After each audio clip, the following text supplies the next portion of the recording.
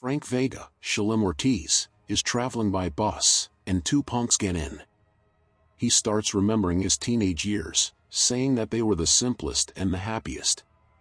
He was the son of some small local farmers, and had a beautiful girlfriend called Lindsay, Jillian Murray. He has to do something with his life, so he decides to join the army, and ends up being tortured and wounded in Vietnam. When he returns to the USA, he has to follow rehabilitation, and then he tries to come back to his life. However, when he visits adult Lindsay, Donzale Abernathy, she is already married with 2 children. He tries to join the police forces, but his wands cause him to be rejected. He can't find a decent job, as all the possible employees want university degrees and experience. Finally, he starts selling hot dogs in a street post. And 40 years have gone by, and Frank, Danny Trejo's life has slipped through his fingers. He repents about his life. When 2 punks enter the bus, they bother a passenger. Frank tells them to stop, so he becomes the object of their wrath, but he defends himself and ends up beating them to a pulp. Some other passengers record this with their mobile phones, and they upload it onto YouView with the title Badass. Frank becomes an instant celebrity, and he and Mrs. Vega, Tanita Castro, are interviewed at the morning program LA Mornings by a journalist, Sam Rubin. 3 months later, Frank's mother dies. Father Miller, Richard Riley, gives out a deep and nice speech, but Frank is sad anyway. He takes all the cutlery to their local church, as stated in her will. The rest will be for him. On TV, Mayor Williams, Ron Perlman, wants to improve the safety of the Latin quarters. He is about to move in with his best friend in Mrs. Vega's home. During the moving, they stop to drink Mrs. Vega's drinks and they reminisce about the old times in Nam, how Klondike, Washington, Harrison Page, saved Frank's life, and they talk about the best day of their lives, which is yet to come. Klondike goes out to buy more liquor, and 2 punks threaten him. They are looking for something, which he says he doesn't have. It looks as though Klondike has won the fight. However, the guy called Sebastian, Craig Johnson, shoots Klondike and kills him. He and the other, Dorian Kingi, run away. Frank get call and to identify his friend body, leaving Frank heartbroken. Frank decides not to go out with his cop friend, and thinks that Detective Shah, Frank Maharaj, is not doing anything to investigate Klondike's death because he was black. He watches TV, and a news anchor, Christine Klayberg, says that 20 detectives were implied in the investigation of a person's run over. Frank feels frustrated when he sees some detectives playing games instead of working, so he decides to take things in his own hands. In fact, he goes to the place of the fight and finds one strange cartridge and a necklace with a photograph inside. It is a hunter weapon, a Beretta, something designed for the government and its army. The gun shop says that the girl in the photo looks like a girl who usually attends his church. He visits that lady, who is fed up with the man who supposedly lost her necklace at Frank's, called Terrence, Eric Betts. She tells him that he's been away for a week, probably playing ball with his friends. At 22nd Street Park, Terrence's friends, Joe Holliday, Buddy Sostan and Mark Rhino Smith, are beaten until they tell Frank to look for Ronaldo, Andy Davoli. He visits Ronaldo's apartment, and a man dressed as a Catholic priest, Jack Freshkin, thinks that he was going to rob them, so he attacks them.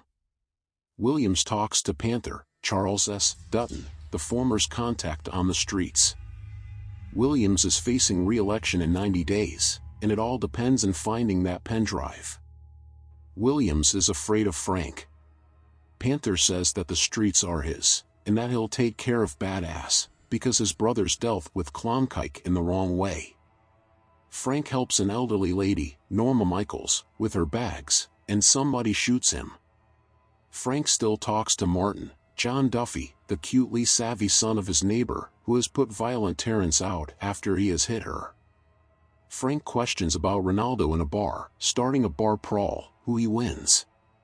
The bartender, Tommy Rosales, tells him that Ronaldo is upstairs. A pimp tells that Ronaldo is with Tatiana, Winter Avenue Zoli. At Mrs. Vega's, a thug asks Frank about a pen drive.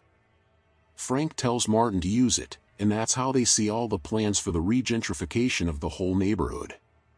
Frank goes to Tatiana's massage parlor. Tatiana is a blonde masseuse who says she has split up with Ronaldo and leaves Frank. Looking for Ronaldo, a badass fan, Esteban Cueto, neighbor tells him to burglar it in. In fact, he tells him that Tatiana always leaves her back door open. Tatiana and Ronaldo are at it. Frank takes Ronaldo's hand through the rubbish disposal system and cuts several fingers. He says that Sebastian killed Klondike, and that Buster was the one who called the shots. Frank defends Martin's mother from Martin Sr., who's hitting her. Frank gets all cute to have dinner with her at her garden, which reminds Frank of his own mother. Frank gives to his friend Officer Malark the pen, just in case something bad happens to him. Frank goes to confess, because he's looking for revenge. Frank goes to Panther's garage directly. Two thugs are there, but Panther decides to face him directly, but not on his own. Panther tortures Frank with electricity, the same kind of torture that he had to face in Nam. Panther finds a photograph of Amber at Frank's wallet, so he threatens him with him going to attack her. As soon as Panther leaves, Frank releases himself with a lighter, in a cheese moment, in my opinion, and then there's this huge fight.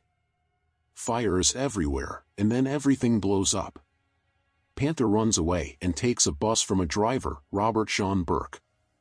When Frank tells a bus driver, Craig Moss, that he needs to steal his bus, the driver happens to be a fan of Frank's, so he will let him take his bus happily. Frank runs after the bus, creating havoc and chaos on their way, until Frank bumps onto a building. Panther decides to meet Frank face to face at the LA Market premises. On the last second, Frank swerves, but Panther's bus is crashed by an incoming train. Of course, this doesn't stop either of them. They both reach Amber's at the same time, and they fist fight. Panther wonders how Frank Vega was able to find such a sexy lady.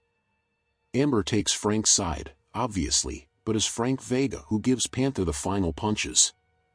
Frank says that he never had a woman rescuing him. She is worried because Frank's got a black eye and is bleeding. A journalist says that the audience may remember Frank Vega badass, but that he uncovered a major political corruption case, which meant that the mayor's office was linked to a terrorizing street gang. Please subscribe for more movie